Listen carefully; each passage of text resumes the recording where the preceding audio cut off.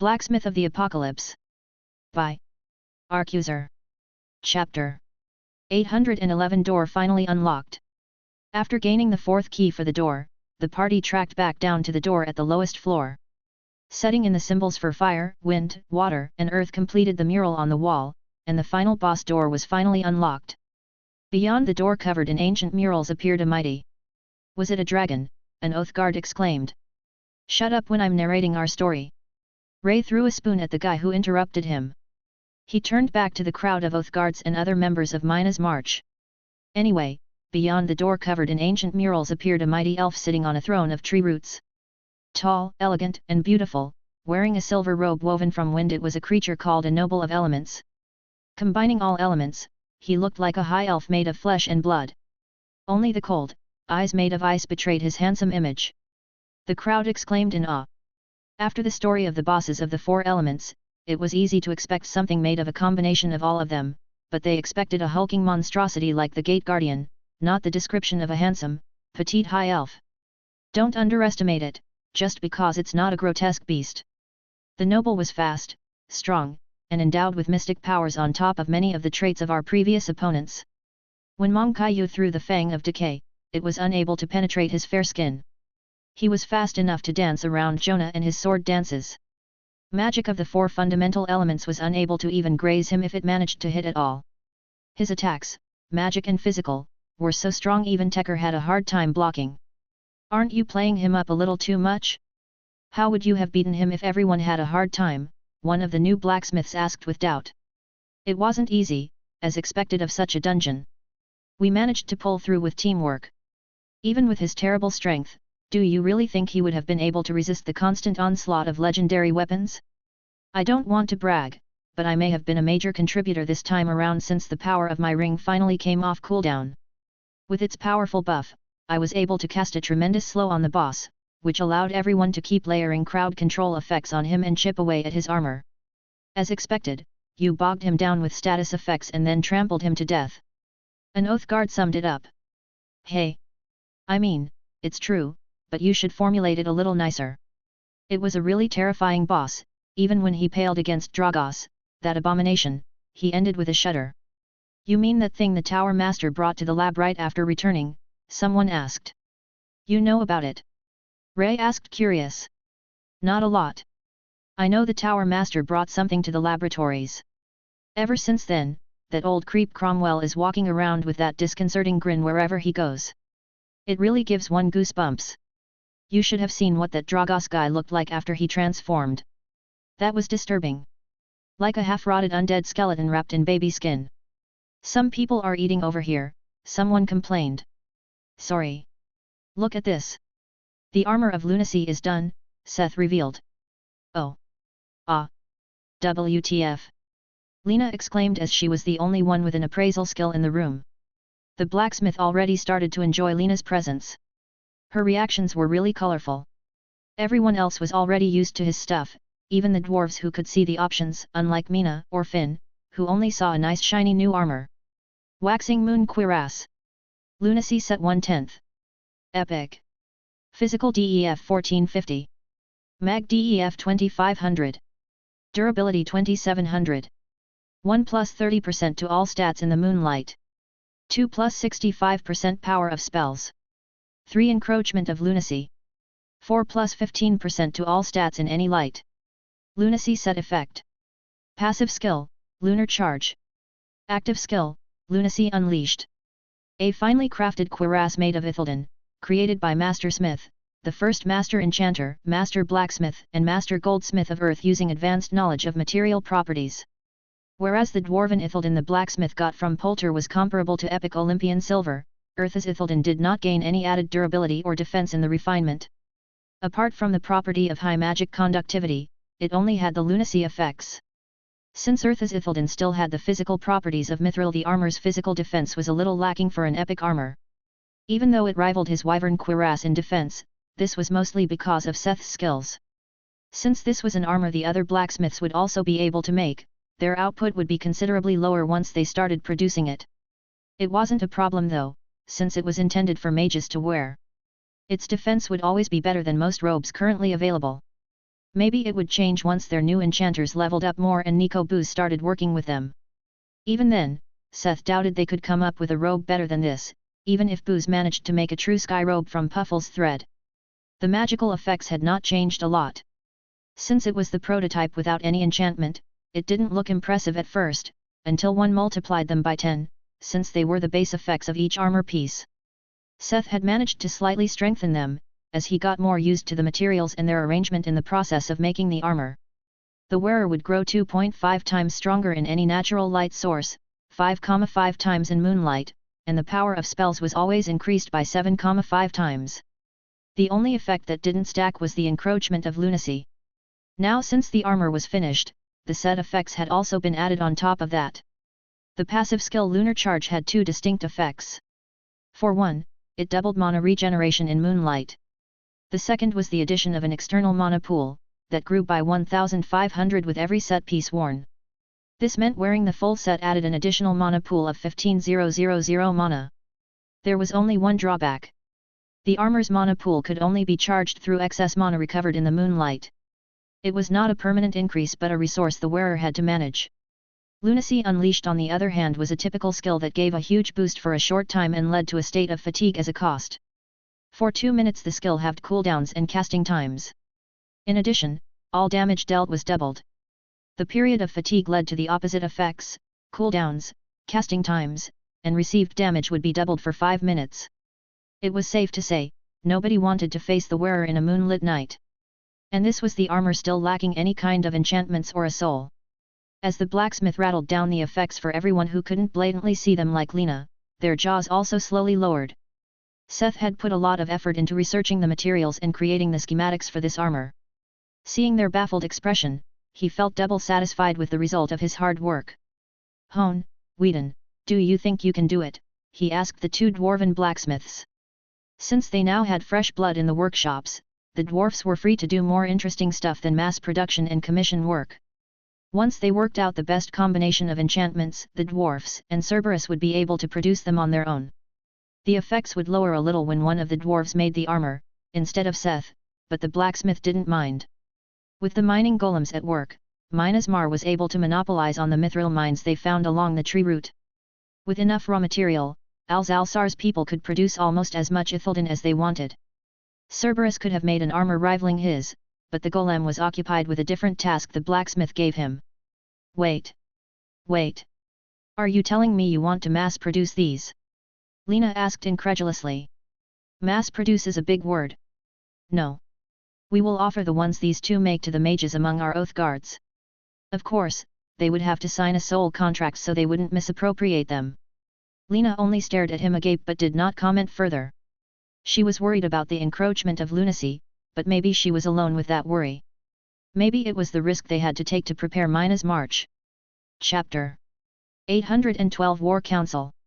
A day later Team 3 finally returned from the Holy Land and they could finally hold a meeting with all members and make the final decisions on how to deal with the situation in Y City and the scene.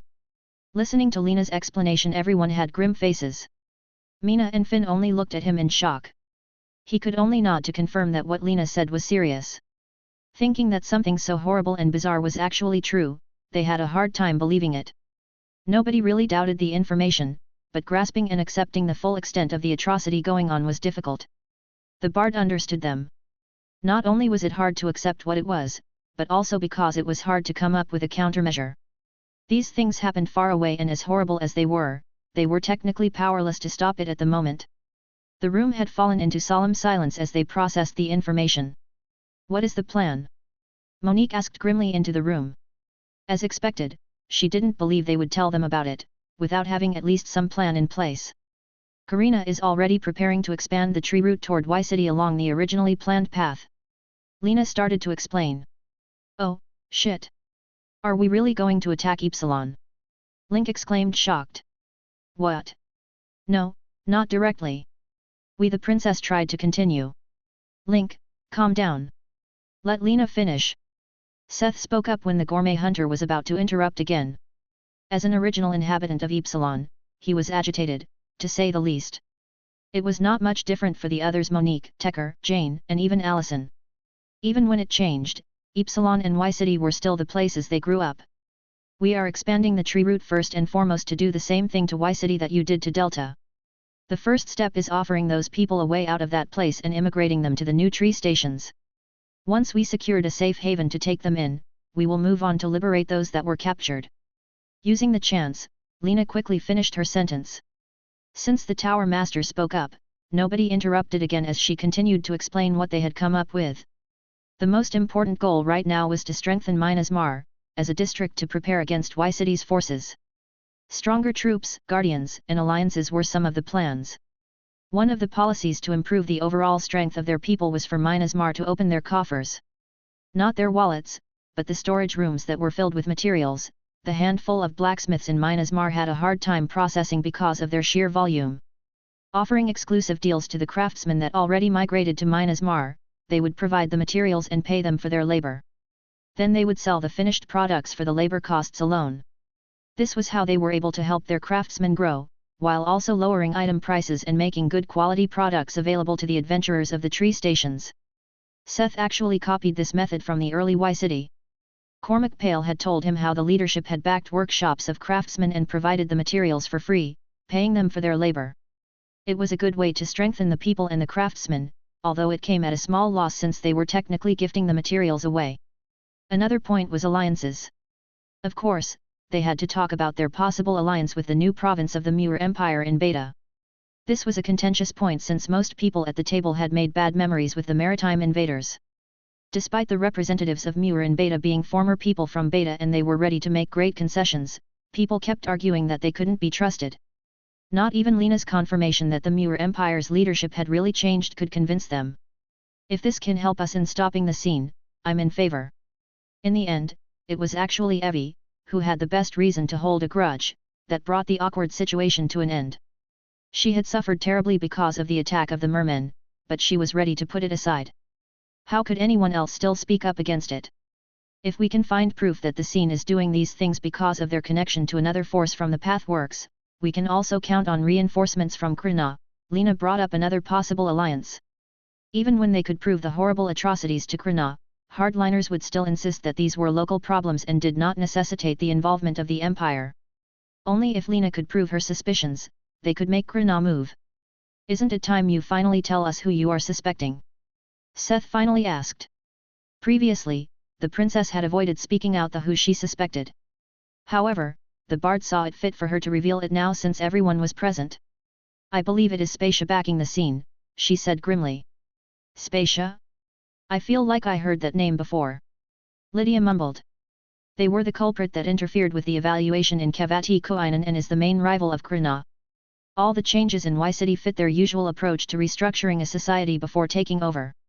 If we can prove that the scene is in cahoots with Spacia, Krina has no choice but to move against them. Wasn't that bitch Nadina from Spacia? Finn asked incensed. They had all seen the broadcast and the champion of Kali really grew to be a villain everyone despised. But you don't think Spacia is behind the genocide, right? Allison stated her observation. No, it seems like the scene has a great talent for making allies and infiltrating places. They infiltrated Delta, they have connections with the people of the voracious cloud continent, and they even managed to recruit these other dimensional creatures from Y City. It's likely they are also just using the backing from Spacia for their own schemes, she summed up what they knew. Don't forget Dragos, it seems like he was also with the scene since he had the immortal serum.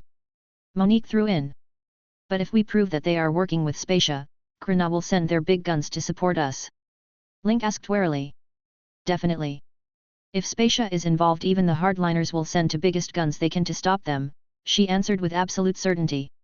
After speaking for a moment about the idea of guardians, the topic turned to the people present. It was one thing to strengthen the district to be able to deal with the riffraff, but the core members of Minas Mar were the ones that would have to deal with the elite. As such, it was inevitable to brief everyone about the things that happened in the abyss and what was awaiting them. Most of them had reached Leave 95, but not everyone got the last stretch quest. Monique's team had also reached Leave 95 after killing the Nipple of Elements, or whatever their boss was called. From their team, only Ray had not gotten the quest, while in Lydia's team Azul, Jess, James, and Ferdinand were excluded. As Seth has already concluded, it takes specific requirements to unlock a path to grow past Leave 100. Those who got the quests have already unlocked at least one quest. In addition to those you unlocked, you see a list of paths that still lack something to be unlocked. Those you still have not unlocked any path, also won't get the quest, the princess explained. Seth felt a little bad for Yule Cat's fur. Since Mina, Finn, and the others were still Leave 94, a lot of Lena's explanation was bleeped out and their pain was visible on their faces. He would repeat everything for them, once they got to that point. However, as important as the choice of paths for future development was, there was still time for it later. Lena mentioned that the last 5 levels would be the hardest and the system would use them to tune their bodies towards the path they chose. On the other hand, it also meant they had as much time for deliberation as they wanted as long as they didn't level up. Those who did not get the quest had ample time to try and unlock a path before they re-entered the abyss.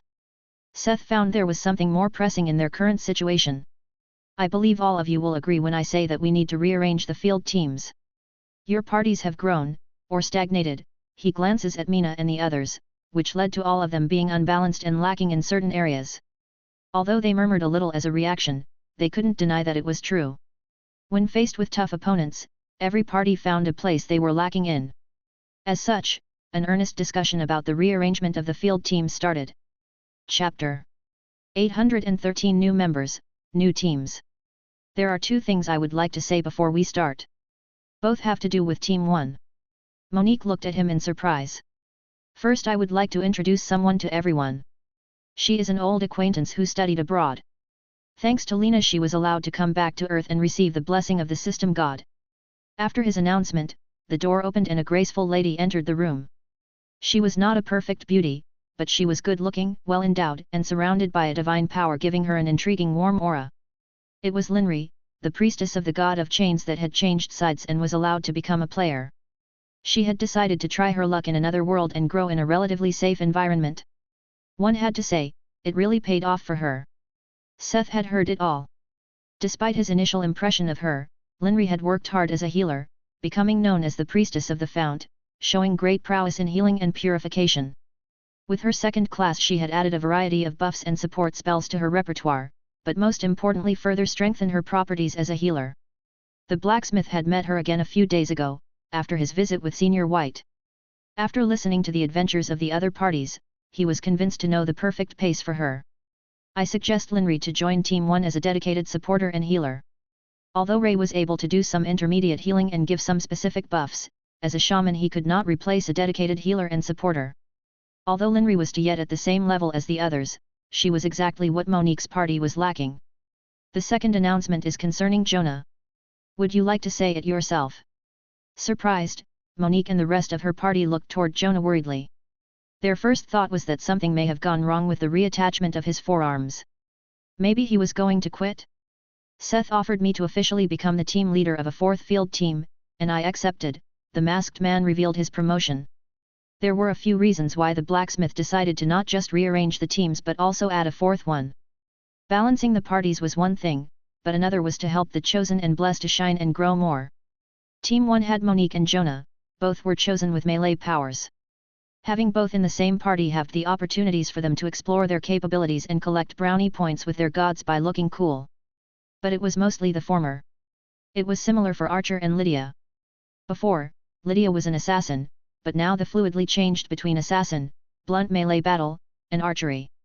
Having 2 divine archers on the same team made little sense. There were quite a few redundancies among the current teams. There were also quite a few strong core members waiting to join a team, like Evie and Edward. Seth was sure they had enough members to create 4 better balanced field teams. Jonah could also give some of the talented Oath Guards a chance to make up the numbers like Lydia had with Jess and James. After a round of congratulation toward Jonah, the discussion to rearrange the parties began. Seth also shared his thoughts about the exposition and chance for the development of the chosen ones, so they could keep that in mind, too. After a while, he thought he was sitting in a bazaar, as the 4 team leaders vied for precious members and tried to trade people to make up their parties. One of the bigger disputes was about who would get Evie and Edward. Evie, who had learned powerful necromancy and witchcraft, and Edward, who was a faer, as well as a good tank and damage dealer, came as a pair and wouldn't let themselves get separated. In the end, it was Mike who got the 2, by justifying their need for the 2, compared to the others. Yule Cat's fur really needed a dedicated tank and a second mage in the rear guard. Although Evie could technically rely on her undead to make up her own team, she was better off surrounded by a living team, than a dead one. There was one unexpected change as Link wished to come back as a regular part of Team 1. He had taken a break to concentrate on his chef skills, but after hearing about the paths to legend, he was clear about wishing to become a legendary chef. After some back and forth, they finally agreed on the new roster for the field teams. The new Team 1 now consisted of Monique, Allison, Tekker, Ray, Link, and Linry. They had lost Shay and Jonah but gained 2 reliable rear guards. Most importantly, a dedicated healer. Also, the duo of Ray and Shay agreed to go into different teams. Team 2, Yule Cat's Fur didn't change much except for the addition of Edward and Evie. Lydia's Team 3 had lost a few members, now consisting of herself, Jess, James, Saintess, Ferdinand, and Azul. Although they had fewer people now, she couldn't really complain since Jess and James were now chosen, too, and could make up for the loss. For Team 4, Jonah's new team, he had Dohu, Beemont, Shay, Archer, and Ellen Culpepper joining him. Ellen, the slime rancher and user, had been itching to join the field teams for some time now. Although she very much enjoyed spending her time breeding and researching slimes, her being leave 90 simply by going around alone in the Holy Land for the past few days showed her motivation and prowess. You still lack a healer or a supporter. You should look at the Oath Guards, I'm sure you will find some good seeds. Monique advised Jonah. Thanks, I will look tomorrow, the swordsman said in a good mood. Once again, Seth appreciated the kind of people he managed to surround himself with. It wasn't that they were not preoccupied with the news from Y City, nor did they distract themselves from thinking about it. The blacksmith truly felt like they were focusing on doing their work, because they understood it was the best way they had to deal with the problems at hand. Creating a more robust structure of teams was not just important to keep raiding the abyss, but also a preparation for the second part. After the tree route was expanded, they planned to infiltrate Y City and bring back the people captured. The blacksmith was not under the illusion that he could stop any of them from leading those missions. He felt this made his work even more important. If they infiltrated enemy territory, it was even more important for Seth to prepare the best possible items for them. Seeing how some places in the Holy Land, like the Colossal Dungeon, or the Maestro, were able to create methods to block home call, and knowing that the scene had this technology, they needed to prepare for cases when they were not always able to flee no matter what. After the teams were decided, they talked a little longer about their tasks in the close future. Apart from helping their new members catch up to their level, everyone needed to decide on a path they wished to follow. I think everyone should wait a few days before choosing. I already requested the documentation from Krina and they should arrive soon.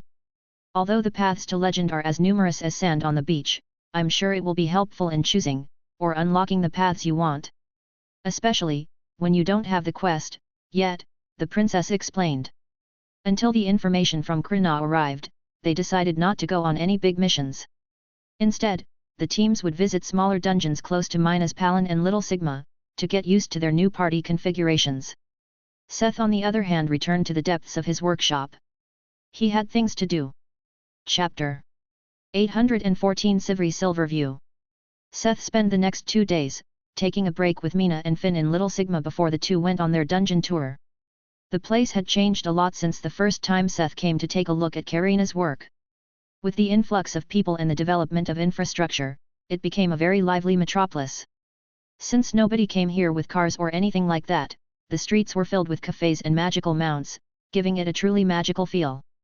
The blacksmith knew it from the papers, but the city's atmosphere proved again that Vlad had a talent for governmental tasks. They were not the only ones having a vacation with their significant others. Lydia and Mike would often join them on double dates. Seth knew that Jonah had also brought the scientist he met in Beta on break. It was not necessary to mention Jess and James, they often met in some of the cafes. Despite the dark clouds on the horizon, one had to enjoy the calm moments for as long as they held on. And then, the teams went on their dungeon tours, while Seth returned to his workshop. The first thing he did, once he sat in his workshop for a calm moment, was to open his status. Over the past week, he had been pondering on something he had been postponing for a long while now. Spending his skill point and attribute points. From his trip to the Abyss, he had gained another 43 attribute points to spend.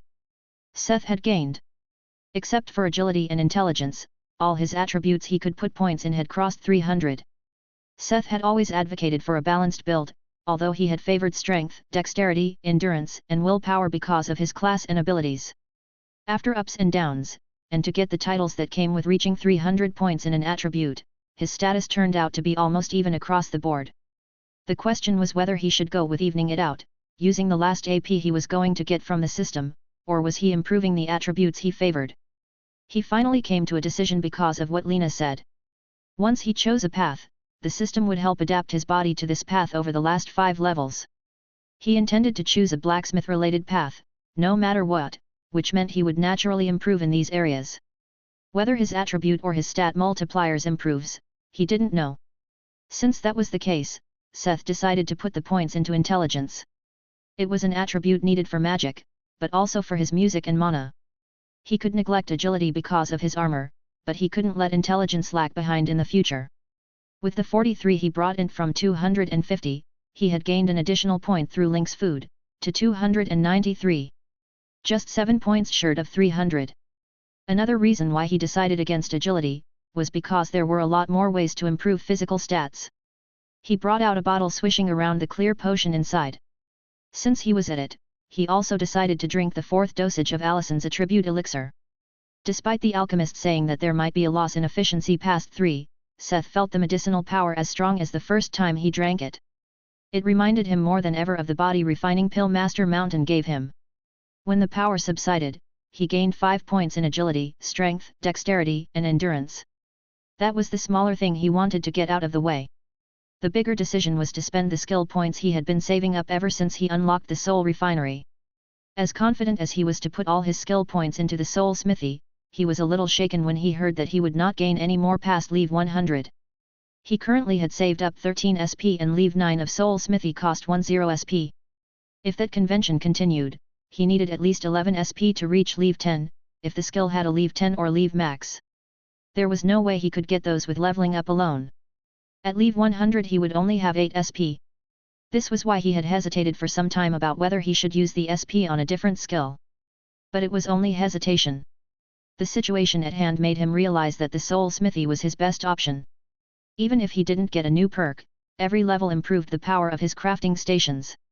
Having made this decision, he used 10 SP to bring the soul smithy to leave 9.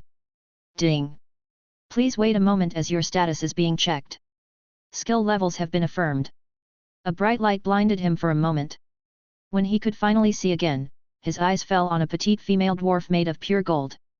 She was an extremely intricate automaton, leagues above the looks of Cerberus when it came to intricate craftsmanship. Greetings, successor. My name is Sivri Silverview. If you need help with jewelry of any kind, I am ready to help you, it said with a big smile. In addition to being able to talk, she was able to express an almost natural range of emotions thanks to the dozen of seamlessly fitting plates of arcane gold that made up her face. Before answering he checked his skill window for the perk list of Spirit Smithy. It quickly explained the situation. Aside from slightly improving all crafting stations, level 9 improved his jeweler's station and unlocked Golem Assistant, Gold. Like Cerberus, Sivri Silverview shared all his skills, however, she had a great advantage over Cerberus. She was able to talk. There was one thing Seth had to make sure of first. Sivri. Yes. Will I also have to beat you in a contest of jewelry making?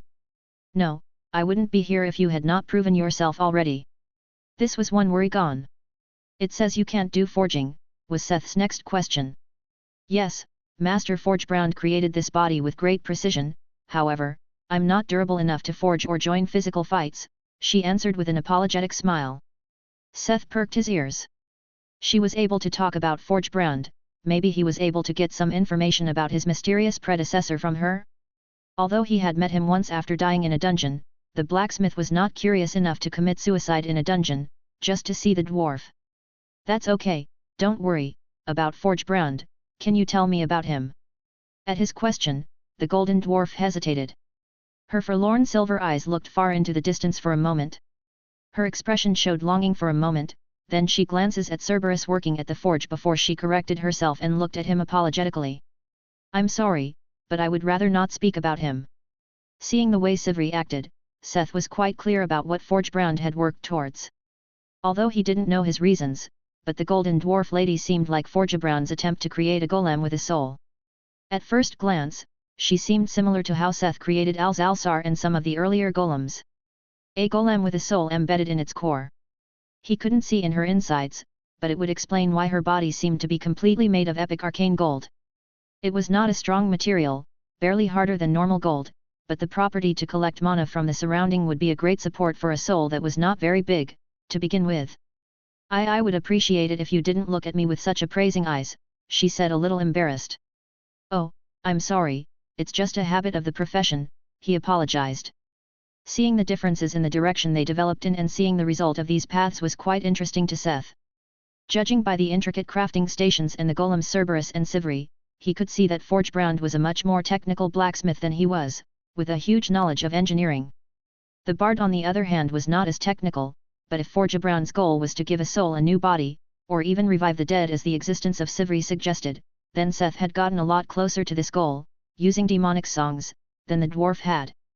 Still, Seth had little idea how he managed to make something like the golems or the crafting stations. Now that he had someone to talk to, even if she didn't want to talk about Forgebrand himself, maybe she could reveal some of his secrets to him. Sivri, you don't have to talk about him, but maybe you could explain to me how he created something like you, Cerberus or the Golem Forge. It was one of his big questions since these crafting stations were obviously able to use skills like a player, yet they were also connected to a skill and restricted by his own skills. If Seth could even just copy Cerberus, he could increase their production even further. She looked conflicted as she thought about an answer. I do not wish to tell you since I do not wish for you to walk down the same path he did. But as part of the spirit smithy, I am compelled to answer. Please accept it as an answer when I tell you that you already have all the tools to make the same things.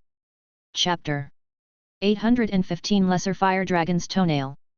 It was okay to call Seth slow, but he would also argue that the solution was also abstruse when he thought about her reactions and what she said, and what he knew and could do. It was hard to believe somebody would do that.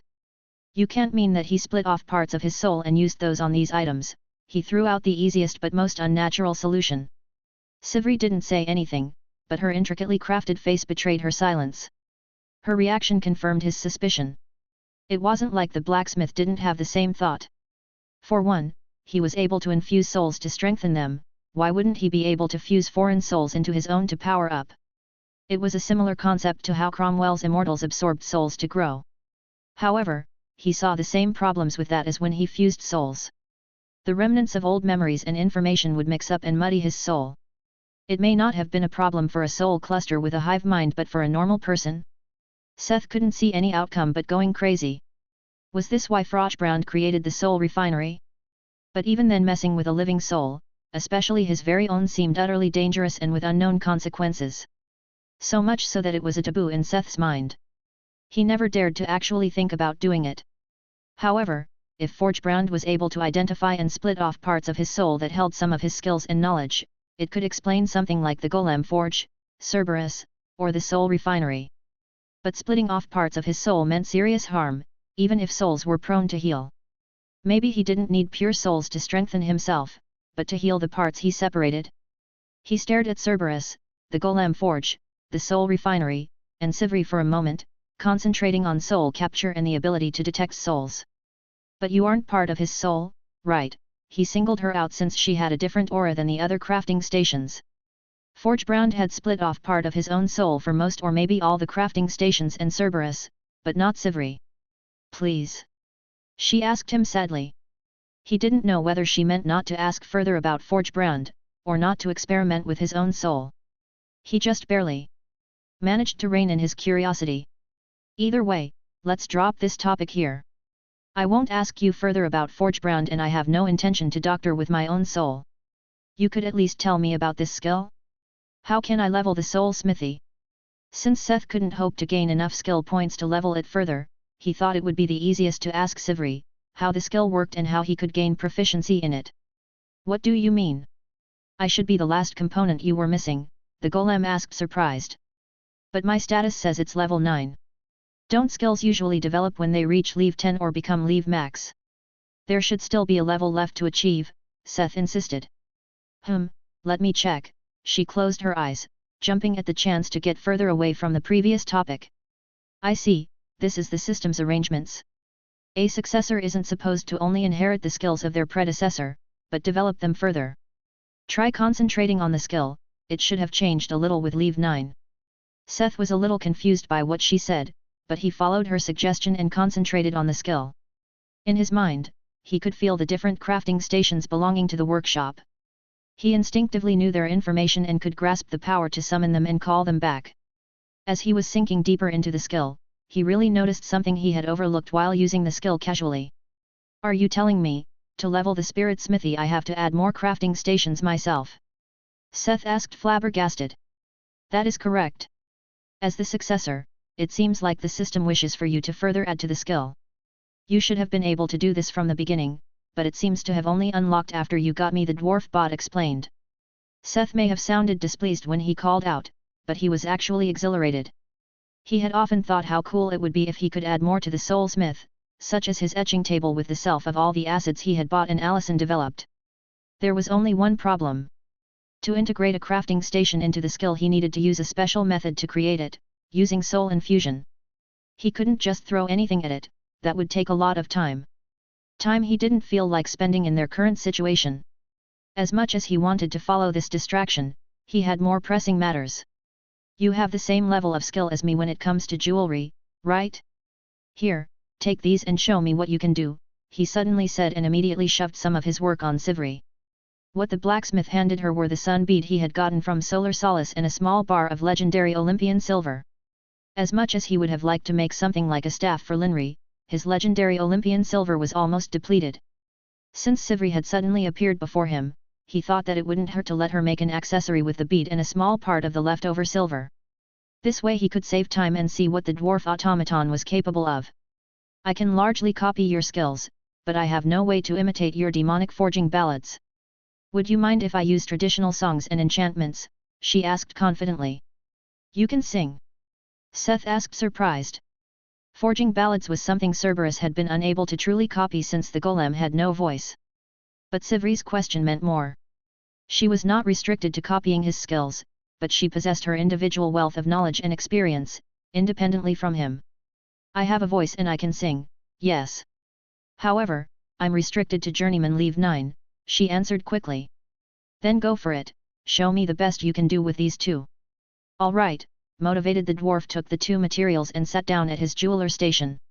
Seth on the other hand moved to dismantling the crude club he got from the dragon newt in exchange for its life. As much faith as he put into the armor of lunacy, the best way to increase their power quickly, was legendary items. Which was why he also started working on new equipment for his people. It didn't take too much work before he finally held the legendary component in his hands. Lesser Fire Dragon's toenail, crafting material. Legendary. The toenail of a lesser fire dragon, imbued with a dominating affinity and resistance to fire and a great physical durability. In the meantime, Seth had also found out why it was called a toenail and not a claw. As he looked up on lesser fire dragons, he found they were closer to newts in appearance. Their physical prowess was lower and they did not have dragon scales.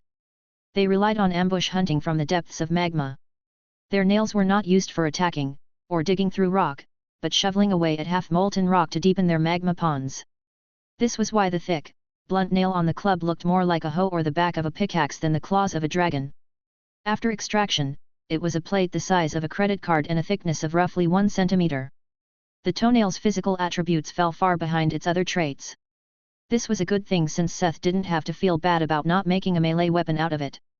The second item the blacksmith brought to the anvil was the fist-sized crystal of Maltus. Since she had become a chosen, Seth intended to make a new item for Jess to commemorate her growth using this time's spoils of war. Chapter 816 Fiery Nail. Looking at the materials he chose, he found there was not a lot of material, definitely not enough for a full-sized staff. This was no problem. Jess was a pure fire mage and she fully specialized in being in the rear guard. In addition, she was chosen by the goddess of fire, Lohe, and had a protective synergy with her partner. Taking all of this into account, there was no need for Jess to have a staff that could also act as a melee weapon. Instead, Seth intended to turn her into a true glass cannon. Instead of a staff, Seth decided to make a wand for her. This way, he also didn't have to add any more lower-rated materials to the product. Singing a ballad to Zaphon, one of the demons he was most acquainted with at this point, he used the powers of Karen's Obel and Energy Manipulation 3 to forge the crystal and the toenail. While the crystal turned into a long, translucent needle, the nail turned into the shape-cut gem. When he finished, the nail looked like an opaque, teardrop-shaped ruby. He married the gem-cut toenail into the socket he prepared at the end of the translucent needle and finished the forging ballad and process. The final wand looked like it was directly out of a fairy tale. It was petite, whimsy, and elegant, like something a fair godmother was supposed to swing to turn a pumpkin into a carriage. Nobody would expect a deadly barrage of fireballs. Sitting at his etching table, the demonic bard started etching runes along the handle which tied in with the forging ballad. It was also a verse dedicated to Zaphon, one right up the demon's alley. It roughly translated to: build a man a fire, and he'll be warm for a day. Set a man on fire, and he'll be warm for the rest of his life, the words of a true poet. After finishing the etching and neutralizing the acid, Seth went over to the engraving table. He could only sigh when looking at the pristine chisels. The blacksmith had never really thought about it before, but no matter what material he worked on, the chisels never suffered from wear. Not even when he worked on legendary materials. Before, when the thought came up, he took it as a courtesy of the system, that crafting stations had no wear. Even when he realized and thought about how Forgebrand made them, it only really sank in now the quality of life perks he had were because Forgebrand spared to expense. Seth couldn't appraise the chisels as items, so there was no telling what wondrous material his predecessor used. He used the courtesy of his predecessor to add 2 typical staff circuits to the tip of the wand. One for mana gathering and the other for mana compression. The latter was one Seth had learned on his quest to collect a few more enchantments from the auction house. The version of mana gathering he was now used was of the level of a complicated engraving befitting a master's skill. Mana compression, on the other hand, was a very simple but robust circuit, which was why he was able to add it on top of the 2 other enchantments. Its effect was nothing pompous or broken, but very sneaky. Doing exactly what the name said, it allowed the user to put more mana into a spell without increasing its size or rather shrinking their attack to a certain extent. It didn't add to the power or the speed of the spell, but it made wielding it more comfortable, and it made it harder for the enemy to estimate the power of the spell. For the soul, Seth had run the dragon newt souls he collected some time ago through the soul refinery. Of the roughly 300 epic-rated souls of medium size, he turned half into an epic-rated massive dragon newt soul with a high fire affinity and a talent for endurance and fire magic.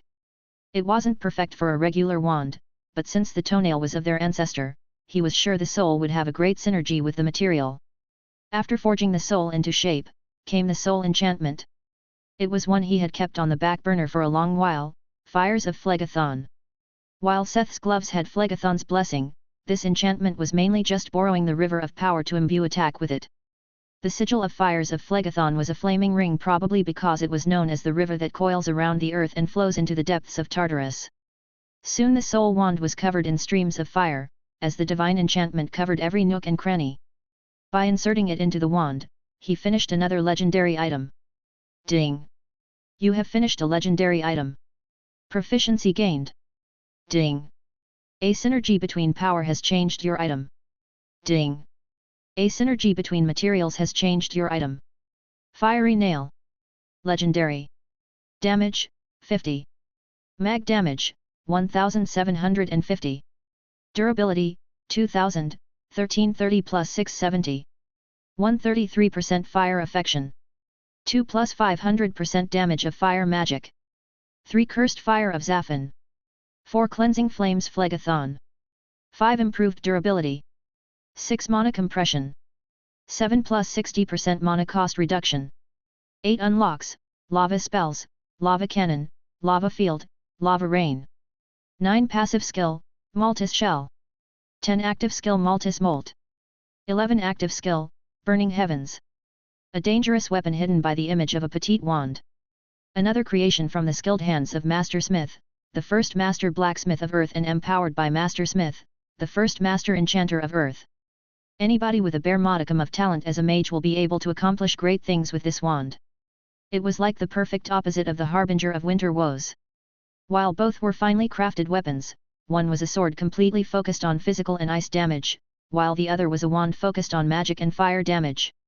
Appraising the wand, Seth found options even he did not expect to come out. The biggest was the one right at the top. An option that granted a flat value of fire affection. Seth had to max out his skill fire affinity to gain the skill fire affection, which granted the stat fire affection.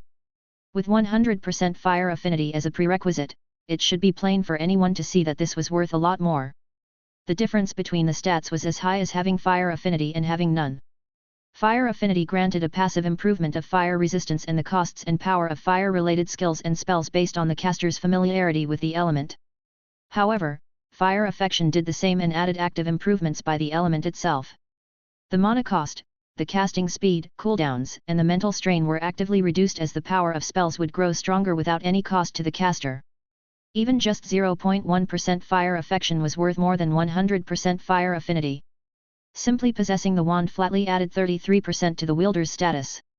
Not only did it empower the wielder's fire magic, fire affection also blocked damage and had the chance to recover power when hit by opposing fire magic. Cursed Fire of Zaffin and Burning Skies were the effects of the two enchantments of Zaffin. One allowed a user to use the demon's fire once per day. It was actually a way to sacrifice something to Zaffin.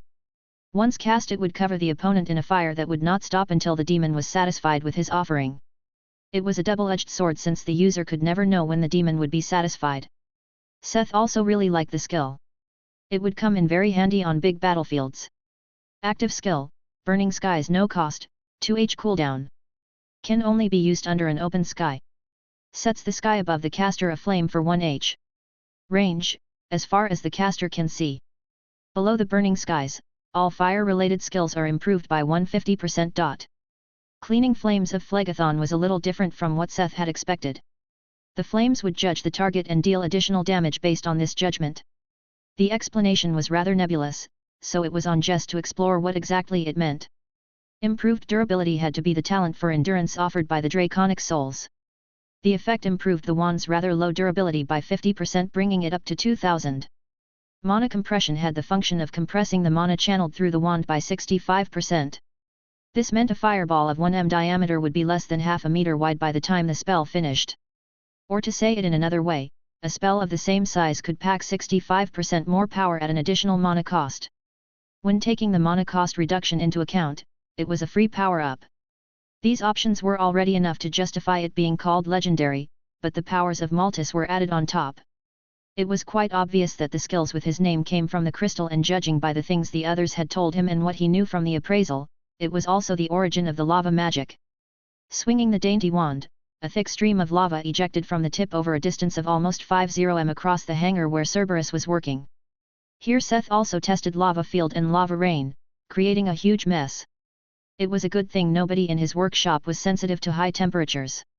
Since none of the things Cerberus was working on got dirty, the golem ignored him, too. It was the first time Seth managed to make an item that directly unlocked the ability to use spells, without having the skill. The Trignus gloves didn't really count, since they were based on the work of Tord and Nadal. As for the skills, Maltus Shell allowed the blacksmith to build up a shell of lava that acted as an armor. I stacked with every time he cast lava or fire magic. Maltus Molt on the other hand broke this shell apart and increased his speed, fire attack damage, and added an aura of fire. This could work as a good escape skill for Jess, while the shell made up for her being a glass cannon. The only thing that dampened his mood was how little proficiency he gained even with a legendary item. Even with the multiplier from the leaderboard, he had not even reached 10% proficiency. With all the items he made since he became a master. With a sigh, he put the fiery nail aside and leaned back in his chair. It wasn't late yet, but he decided to finish early today. Seth felt a little lonely. Finn and Mina were running dungeons with their new party members, so the blacksmith decided to invite Hone, Whedon, and the rest of the people in the workshop to finish early, too, and accompany him to food and drinks. Chapter 817 Essence of Kova. A few days ago. You called it Essence of Kova? Lena asked a few days after he requested her to look for info. Seth nodded. The material's description simply called it the coagulated blood of Kova. Since it was special rated, Kova had to be a god. If the princes had been unable to find anything, he would have asked Simon, though he doubted the priest could do better than her. Well, I found something. There was a god called Kova. It was actually quite prominent across a bunch of worlds a few centuries ago, she explained. Was? Not anymore, the blacksmith asked. He knew a lot of mythology and most of it had gods dying once in a while, but knowing what he knew now, it was hard to believe a god could die while his religion was healthy. He was part of the Edisit, a medium-sized pantheon that has spread across a few worlds, she said and slid him a piece of paper across the table. It was the summary of Kova's legend. Kova, the great thunderer, who was even louder in bed than among the clouds. He was the most powerful of the Edisit in battle and stood undefeated. His mere laughter could burst his opponent's eardrums and none of the other Edisit could harm him. The strongest Edisit couldn't put a dent in his body and the trickiest Edisit couldn't find a poison that could harm his body. Are you serious? Seth asked when he read the last part of the myth. Lena just nodded. One day, his youngest sister came to him and challenged Kova to a duel of screams. The winner was going to be whoever was louder. The only stipulation was, that they both had to give it their all. Kova was apprehensive since there was no way his sibling could beat him, but the other insisted. The sibling started and screamed her lungs out until her throat was sore. The young Edisit screams evoked pity in anything that lived. Then it was Kova's turn. After hearing his sister's cries, it was even harder for him to keep his promise, but he assured her he would give his best. When Kova's voice rose, the earth quaked. Mountains broke apart and the earth itself split, but he was not done and his voice grew louder and more piercing. At the height of his roar that threatened to destroy the world of gods, Kova himself dissolved into millions of pieces, destroyed by his own voice. Why did his sister do that? Was Kova that disliked by his family? Seth asked, unsatisfied by the weird tale. What can I say? It is how the story goes. If you want the background you would have to speak with the locals. Present. Seth remembered their conversation as he stared at the small chunk of essence of Kova.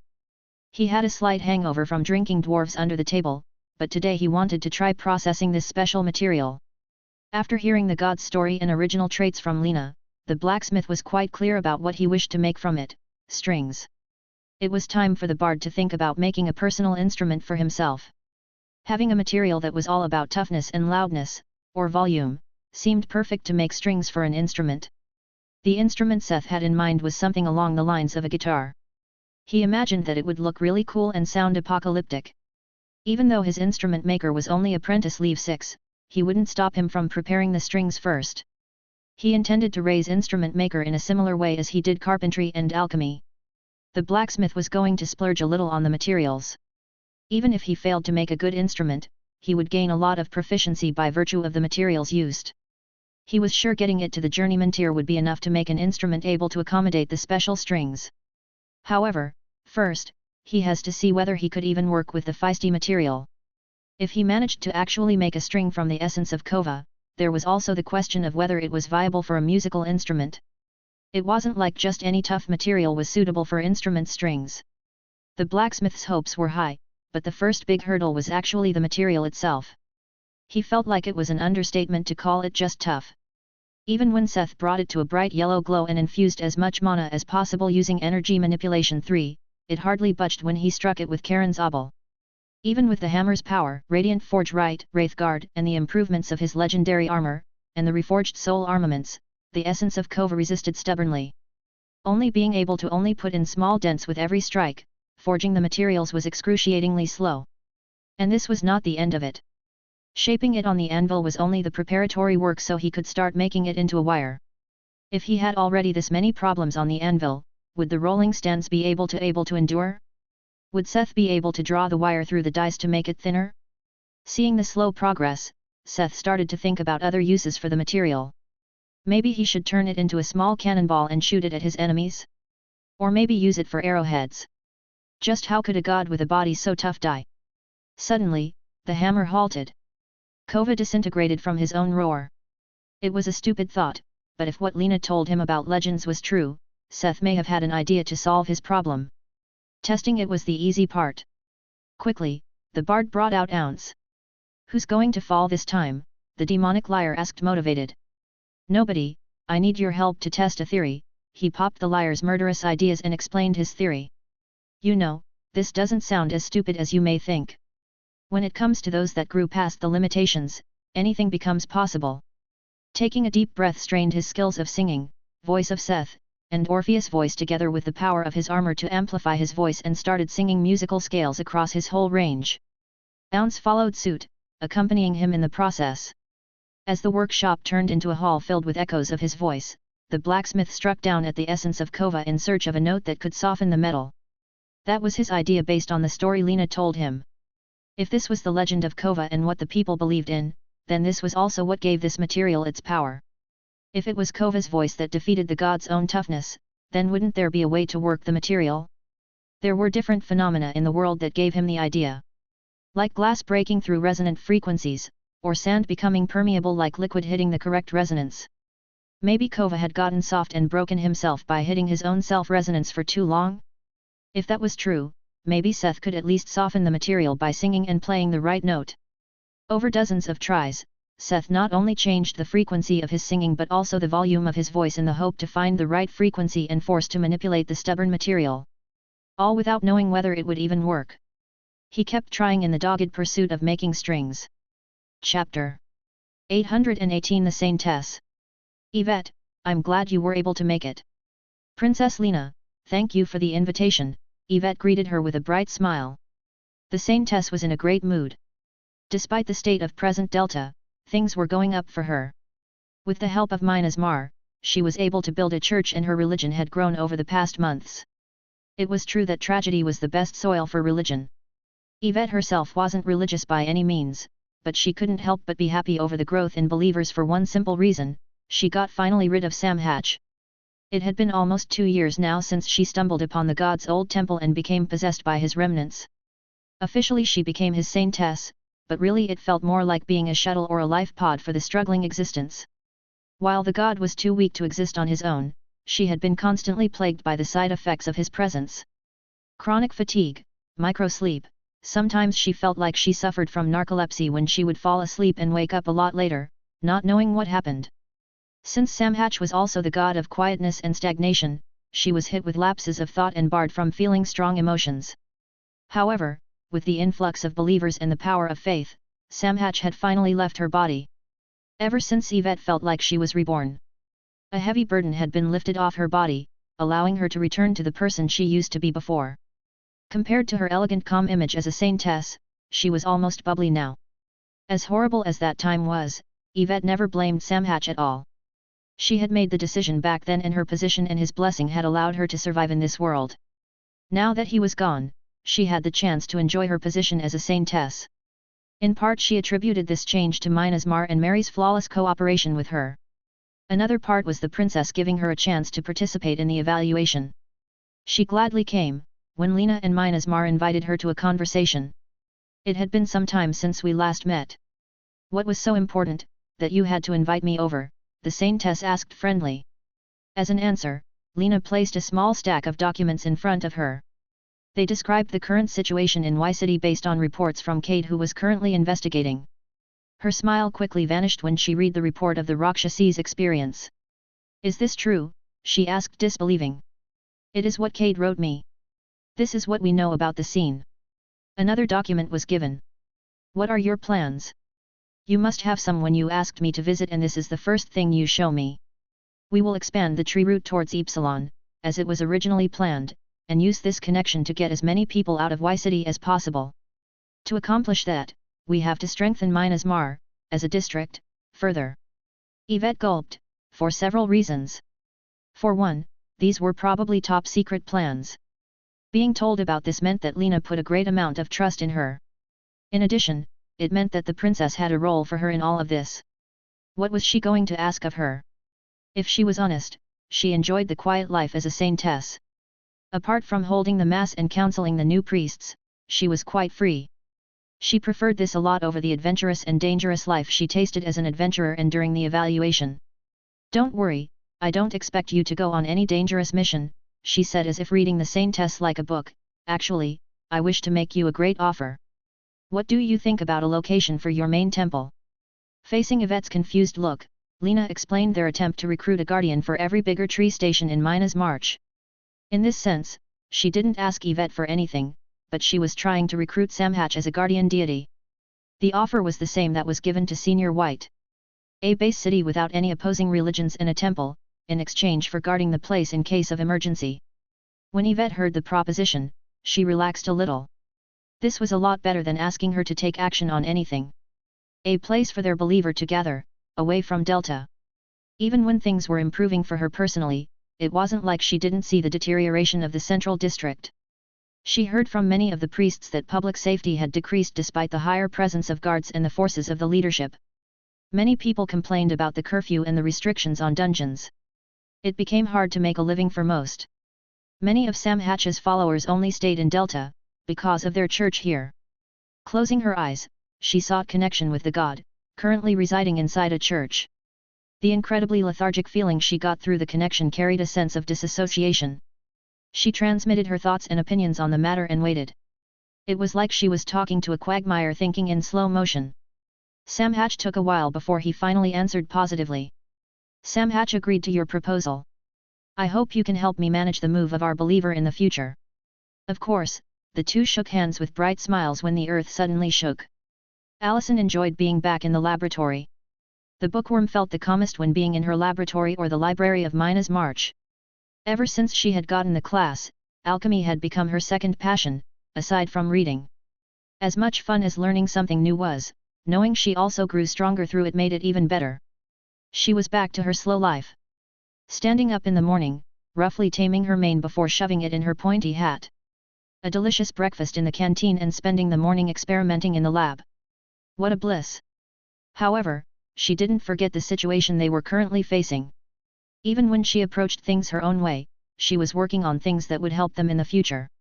One of the big headaches they expected to face in Epsilon was the fact that they could block home call and probably all kinds of long-range spatial movement. They had to expect their convenient escape route to be cut off. This meant they had to come up with other methods to ensure a successful escape if things became dire. Things like stealth or distractions. Earth's fiction and reality had come up with a lot of ways to allow someone to escape even behind enemy lines. Allison saw it as her calling, to translate some of these things into their current reality. This was the reason why she was clear about not joining the dungeon raids when talks about training the new members came up. At least that was her excuse. She also wanted to work on unlocking a new path. The only one currently available to her was Seeker of Knowledge. It was unlocked because of her title Bookworm and the massive amount of knowledge she had accumulated because of it. It allowed her to unlock powers to glean and retain more knowledge, becoming something like a super detective with perfect eidetic memory or something like that. It definitely improved her use in fights and exploration, exactly the two things she held no interest in. She would leave her comfort zone when necessary, but she had no intention to live out there and fate couldn't force her. So instead she worked on becoming a master alchemist, to unlock the path of a legendary alchemist, the princess told her about. According to Lena, the prerequisites were the master tier and having created a legendary potion, or potion recipe. Like Seth before her, she was currently on the grind to get through the craftsman tier of alchemy. Unlike the blacksmith, she didn't have an unending supply of legendary materials. Instead, she was able to gain more proficiency by creating new recipes. At least it was better than making dozens of the same potions over and over. According to her calling, her first project was alchemy flash grenades. Ordinary flash grenades lacked the power to do any harm to the magically enhanced creatures and people of today's day and age. Something very similar already existed across the Pathworks, however, it was a product of enchantment and quite expensive. The wizard was convinced that she was able to create a new flash grenade by combining her knowledge of science and magic. Something her friends and the people of Minas Mar could use as a means to fight or run away. Pursuing this goal, she was now experimenting with all kinds of chemicals and materials she had collected over time. She had abused her acquaintance with the interdimensional merchant a lot when he was still around. He had vanished for the past weeks though, so she had to make do with what she had and could get from the auction house. She was close. She had already succeeded to imitate the original power of a flash grenade using chemicals. The only problem now was the strength. It took minute control to weigh and mix the volatile powders and potions she came up with to create a suddenly the earth shook, her hand slipped and the world was drowned in light and noise. Chapter 819 Hanging Tree's Secret. Lady Allison, are you okay? An apprentice alchemist ran into the laboratory after the tower shook and a loud explosion was heard inside. Contrary to the loud noise, almost nothing was destroyed. Almost. What happened? What did I do? How did I do it? Did I use pearl blade powder? How much did I use? No, it wasn't pearl blade, it couldn't be. Maybe some charged azula fell in? But why would it? Allison was madly looking around an alchemy station in complete disarray, lifting beakers and smelling potions all over the place as if she was looking for the sanity she had momentarily lost. All while talking to herself about ingredients and quantities. The assistant could only look on, uncertain of what to do. What in the world was that? Yvette asked confused after the whole building was shaken. I don't know. Lena was just as confused. How about we talk about the details at a later date, the princess asked with a smile and quickly finished her business with Yvette. After Yvette left, she quickly went to the elevator that led down to the original Mina's march. Lena had a clear theory about who was behind that sudden quake. If something big happened in the magic tower, only one person came to mind. I will go take a look, she said to Mary, who was also on her way down. With a nod, the administrative leader of Mina's Mar stayed back. She already had enough work, without worrying about Seth blowing up their main base. Lena quickly walked down to the blacksmith workshops where she barged into Seth's room. For a moment she halted, looking down the huge hangar and seeing what Cerberus was working on before she recollected herself and focused on Seth. The was bent over a weird contraption, looking up at her in surprise. The contraption he was bending over was a vice left and right holding a thin string on tension. What did you do? She asked seriously. She didn't know how Seth did it, but she was sure he was behind the quake. What could you mean? He asked innocently. It was clear to her that he wasn't going to talk about what had just happened. After thinking for a moment, she realized it wasn't worth trying to make him talk. Just so you know, the whole embassy and its surroundings shook for a moment just now. Whatever you just did, please don't do it again. The princess was sure that if he knew the extent of what he just did, he would be more careful of his own accord. She just said her business and left again. Seth looked her back as she left. He was a little surprised. The blacksmith had just wanted to tease her a little before explaining but didn't expect her to simply say her business and leave. That was a little boring, but he had bigger things to worry about. Softening the metal with sound had worked. Working the material had taken a lot of effort, but he had managed to turn the essence of kova malleable enough to turn it into a thin wire to act as the core of a string. To test it he used 2 vices to put the wire on tension and play it. This was where the problem began. Plucking the string wasn't just incredibly loud and shook the earth of a hot millisecond, the act itself was almost impossible. When put on tension it took so much force to pluck it that he almost ripped the vices from the workbenches. Where the string was pinched, it cut into the material of the vices. To top it all off, Radiant Forge right, the glove he was wearing when plucking the string had actually taken damage on that fingertip and lost some durability. If I try plucking the string with my bare hands, I would just rip apart his fingertips, he sighed after Lena left. The bard had originally thought of making a cool guitar. He imagined something fitting his armor, lending itself to make him look even more imposing when he played it. However, he could forget about that. An instrument that would damage his legendary gloves to play it was not to his taste. How about instrument like a violin, viola, or a cello? That could work if I wrap it in the right material, but none of the options are feasible. If it's too big, it becomes too cumbersome in a fight and I doubt I could place a violin on my shoulder to play when wearing the full armor. Oh! I just thought of the perfect instrument, but it's complicated and could be hard to make, the demonic liar warned. When the demon shared his idea, Seth understood what he was talking about. The instrument he suggested really was on the more complicated end, but the way it was built was perfect to circumvent the drawbacks of the essence of kova. I intended to improve instrument maker and instrument mastery anyways. Let's go and get some materials, he said and walked toward the herb gardens, to get some wood from the hanging tree. He was glad to have already improved his carpentry since it would be very helpful when making instruments from wood. Although it would be even easier for metal, but he had a regrowing source of high-quality wood in his basement, why would he use not regrowing metal? Hello, Seth. Pip and the children greeted him as he entered the herb garden. They were tending to the plants using the magic they learned from Karina. Hey guys, what's up? He greeted them with a smile. Seth, can we go to Delta sometime soon again? One of the smaller girls pleaded. I'm sorry, but Delta currently really isn't a place for you, Seth said conflicted. The children had been stuck in Mina's Mar for a few weeks now. Although they could always go to the front gates to play in the snow, it wasn't the same as being able to go up to Delta. How about visiting Little Sigma together with Karina, he suggested. The Dryad was currently on the move to strengthen and prepare the net of roots for the expansion in the near future. Giving Karina a break to spend time with them seemed like a good idea. The group's cheers suggested so, too. Once he made his way through their crowd, he walked through the big gates into the cavern of the hanging tree. When he stepped in for the first time in a long while, his eyes widened in shock and disbelief.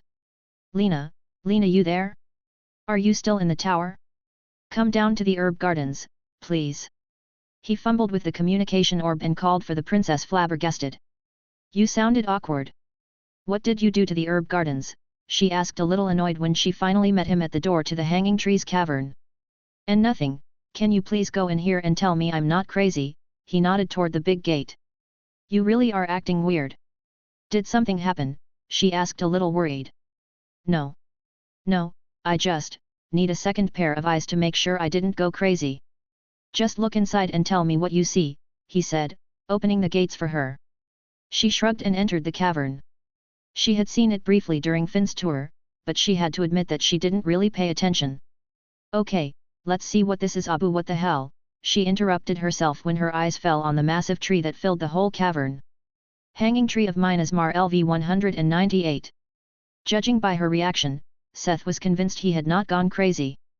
The hanging tree he had created back then was close to actually becoming a legend now. As the craftsman he had become, his first thought went to the possibility of having another constant supply of legendary material, in this case, wood. Yet, he quickly realized that was the smaller change.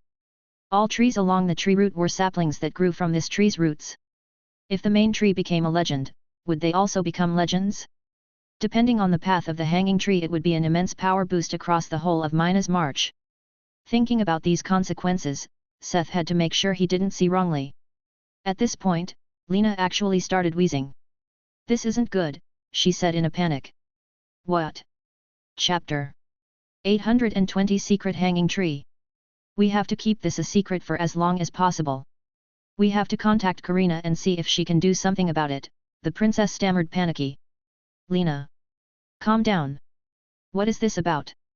Why do you react like that and why do we have to keep it secret? The blacksmith asked confused.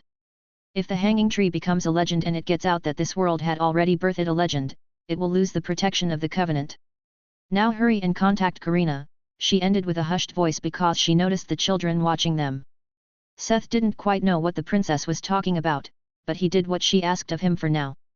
Karina will be back in a few hours, now tell me what you meant just now. What is the covenant?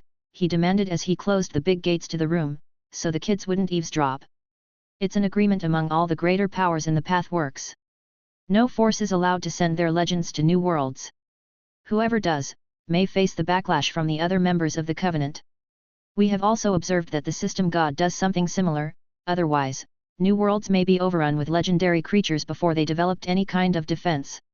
However, all of that becomes void, once the first native being in a world attains the status of a legend.